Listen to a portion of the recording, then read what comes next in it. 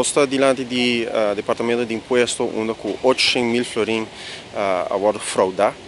E também tem outro departamento na coisa que está sucedendo, por exemplo, na censo 60 mil florins a ser fraudar.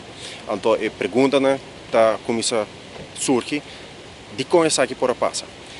Nós, primeiro-ministro, gosta de uma culpa na outra gente, mas não quer tomar responsabilidade para o mesmo manejo, para o qual está a ministeriële verantwoordelijkheid de ministro encarregar, por exemplo, censo, ou a responsabilidade do ministro que carga dentro sua carteira integridade. Então, Orbawak, com 800 mil florins, por somente se identificar com algo tem malo, ou não tem mecanismo de controle, mecanismo de integridade, maneira deve ser, ou falta personal, ou qualquer outra questão que causa que não pode reparar com isso que sucede. O qual dá ser mais erro que isso que sucede durante um período de mais de 3 anos. Então, eu agora vou dizer onde o sistema de controle está.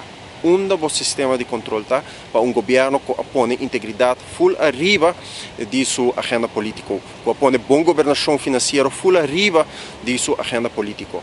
Agora vou dar essa pergunta, e agora em vez de dar contesta com transparência, por exemplo, aqui, a Camila é parte, los daarvan het publiceren van de interne werkprocessen en veiligheidsmaatregelen zou echter precies de veiligheid en doeltreffendheid, como se fosse o processo não está doeltreffend. Mieke men acaba de horta 800 mil que não acaba de horta 60 mil na censo, então saque do departamento não mais prominente. Se saque por tomar lugar, no departamento não aqui, da fiesta tem, no outro departamento não.